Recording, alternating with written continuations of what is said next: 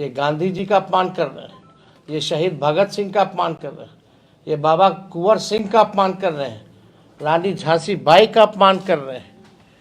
ये लोग राव तुलार राम जी का जो है अपमान करने का काम कर रहे हैं। जिन लोगों ने शहादत दी, देश के आज़ादी को लेकर के कुर्बानियाँ दी, और उनके साथ हजारों लाखों लोगों ने जेल में बंद रहे हैं, फांसी पे चढ़े, अंग्रेज़ों का जुल्म सहे, ये उनकी जो है अपना अपमान करने का काम करे। आरएसएस और बीजेपी का कोई आज़ादी में कोई योगदान नहीं रहा। ये लोग तो तिरंगा भी नहीं फहराते थे, बाद में बोला गया तब इन लोगों ने तिरंगा फैलाया।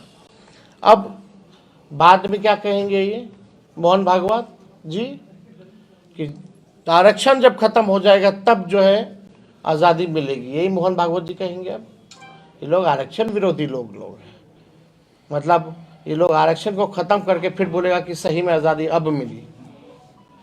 फिर ये लोग हम मोहन भागवत जी से पूछना चाहते हैं, पिछड़ों और दलितों को आज़ादी कब मिलेगी, इसके बारे में ज़रा बताएं।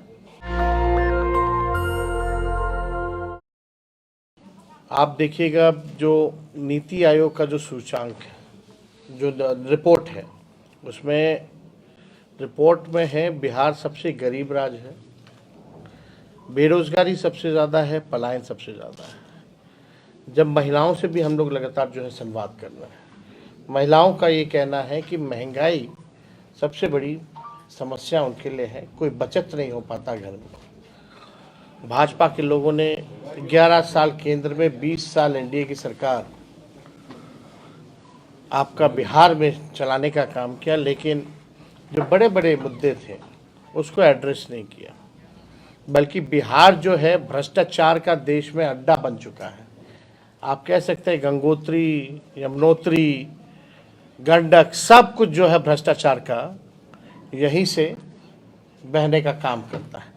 थाना ब्लॉक चले जाइए, बड़े से बड़े लेवल पे चले जाइए, पुल गिर रहा है किसी पे कार्रवाई नहीं हो रही, पेपर लीक हो रहा है किसी पे कार्रवाई नहीं हो रही। पूरा प्रशासनिक अराजकता का माहौल जो है पूरे बिहार में हो चुका है, अफसरशाही बेलगाम हो चुकी है, पूरी तरीके से अफसरशाही जो है हावी हो रखा है। बिहार में केवल चंद लोग ही जो है मिलकर सरकार चला रहे हैं। नीतीश कुमार जी मुख्यमंत्री हैं, यात्रा में जाते हैं, 2 अरब 25 करोड़ 78 लाख रुपए खर्च करते हैं और किसी से संवाद नहीं करते हैं। जो वही पटना में बैठे अधिकारी हैं उन्हीं को लाद के लाते हैं, उन्हीं के साथ जो है बैठक करते हैं। आम जनता, जो गरीब जनता, जो ग्रामीण है, उनसे कोई संवाद उनका नहीं हो पाता है, ना वो करते हैं, ना करने दिया जाता है। तो पूरी तरीके से बिहार में भ्रष्टाचार चरम सीमा पर है।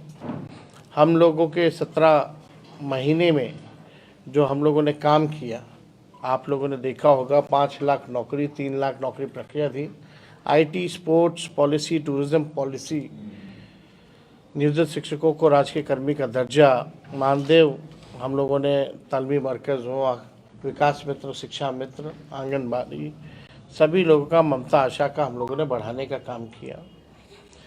कई बड़े बड़े काम जाति आधारित गणना से लेकर के आरक्षण की सीमा 75% हम लोगों ने करने का काम किया। छात्र वही गांधी मैदान में अभ्यर्थी जो थे उनको नियुक्ति पत्र मिलता था, उनके चेहरे पे खुशी होती थी। आज के एनडीए की सरकार में वही गांधी मैदान में लाठी से मारा जा रहा है लोगों के। लोग निराश हैं, अभ्यर्थी, नौजवान, छात्र, छात्राएं, कोई भी सरकार में जो है खुश नहीं है। तो हम लोग बिहार घूम रहे हैं, उसी का फीडबैक के अनुसार हम लोगों ने तय किया जो महिलाओं की समस्या है इसके निदान के लिए हमारी सरकार अगर बनेगी तो माई बहन मान योजना हम लोग लाएंगे और सरकार बनने के 1 महीने के भीतर इसको लागू कर दिया जाएगा और 2500 रुपये सीधे माताएं बहनों के खाते में हम लोग डालेंगे। स्मार्ट मीटर से लोग परेशान हैं, जहां हम लोग जा रहे हैं लोगों का शिकायत मिल रहा है, वर्करों का शिकायत मिल रहा है कि उनके पंचायतों में समस्या है। तो स्मार्ट मीटर आप लोग जानते हैं कि पहले से ही बिहार में जो है बिजली का बिल जो आता है या दाम जो है पूरे देश भर में अगर सबसे महंगा बिजली मिलता है तो वो बिहार है। तो हम लोगों ने तय किया कि 200 यूनिट फ्री बिजली हमारी सरकार आएगी तो देने का काम करेंगे। इसी के तहत वृद्धा पेंशन की बात आई, सामाजिक सुरक्षा पेंशन की भी बात आई। जो दिव्यांग हैं, विधवा हैं, वृद्ध लोग हैं, उनका केवल पेंशन जो है 400 रुपये ही मिलता है। तो वो 400 से बढ़ा करके हम लोग जो है 1500 रुपये जो है करने का ऐलान हम लोगों ने किया है। और हम लोगों ने जो जो कहा है वो हम लोगों ने किया है। हम लोग काम करने वाले लोग हैं। लेकिन बिहार में आप देखिएगा,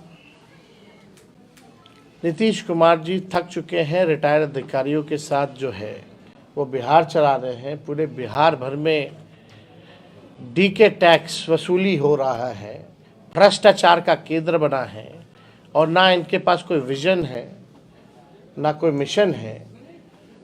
इन लोगों को बिहार कैसे आगे अव्वल राज्यों में ले जाएंगे, कोई भी इनकी कार्य योजना नहीं दिखती है, रोड मैप नहीं दिखता है।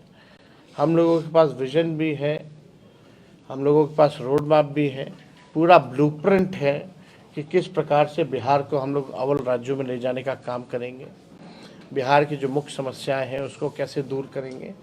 एक बार हम लोग पूरा बिहार घूम लेंगे, यात्रा हो जाएगी, इसके बाद ब्लूप्रिंट जो है बिहार वासियों के सामने हम लोग रखने का काम करेंगे। ये सारा काम जो है चलता रहेगा। और आप देखिए जिस प्रकार से केंद्र में बिहार के मंत्री हैं, यहाँ 2-2 डिप्टी सीएम हैं, 11 साल केंद्र में 20 साल बिहार में, लोगों की मांग रहती है, चुनाव में वो लोग वादा करते हैं बिहार को विशेष राज्य का दर्जा देंगे, चुनाव आते ही लोग भूल जाते हैं।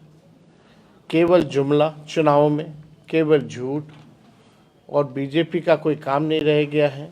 बिहार के साथ केंद्र सरकार, अब तो नीतीश जी केंद्र सरकार में शामिल है, अब कौन देगा बिहार को विशेष राज्य का दर्जा? हम लोगों की पुरानी मांग रही है, नीतीश कुमार जी भी इस मांग को दोहराते रहे हैं। अब पदयात्रा निकालेंगे कि नहीं निकालेंगे बिहार के विशेष राज्य के दर्जा को लेकर के, अब उनको बताना चाहिए। लेकिन मुख्यमंत्री कहीं भी जाते हैं खामोशी रहती है, कोई सवाल का जवाब ना पत्रकारों का देते हैं, ना नेता विरोधी दल का देते हैं, ना किसी का देते हैं। तो आज हम लोग जो है जहानाबाद, अरवल के लोगों से, कार्यकर्ताओं से मुलाकात होगी, संवाद होगा, और इसके बाद जो है गया हम लोग कल वहाँ के जो 10 विधानसभा की सीटें हैं उन सभी वर्करों से हम लोगों की बात होगी। मोहन भागवत ने कहा है देश को सच्ची स्वतंत्रता राम मंदिर प्राण प्रतिष्ठा के दिन मिली थी। मोहन भागवत जी सरासर जो है, जिन्होंने देश के आज़ादी को लेकर के शहादत दी, कुर्बानी दी, उनका ये इंसल्ट कर रहे हैं, उनका ये अपमान कर रहे हैं। ये गांधी जी का अपमान कर रहे हैं, ये शहीद भगत सिंह का अपमान कर रहे हैं, ये बाबा कुंवर सिंह का अपमान कर रहे हैं, रानी झांसी बाई का अपमान कर रहे हैं। ये लोग राव तुलार राम जी का जो है अपमान करने का काम कर रहे हैं। जिन लोगों ने शहादत दी, देश के आज़ादी को लेकर के कुर्बानियाँ दी, और उनके साथ हजारों लाखों लोगों ने जेल में बंद रहे, फांसी पे चढ़े, अंग्रेज़ों का जुल्म सहे, ये उनकी जो है अपना अपमान करने का काम कर रहे हैं। आरएसएस और बीजेपी का कोई आज़ादी में कोई योगदान नहीं रहा। ये लोग तो तिरंगा भी नहीं फहराते थे, बाद में बोला गया तब इन लोगों ने तिरंगा फैलाया।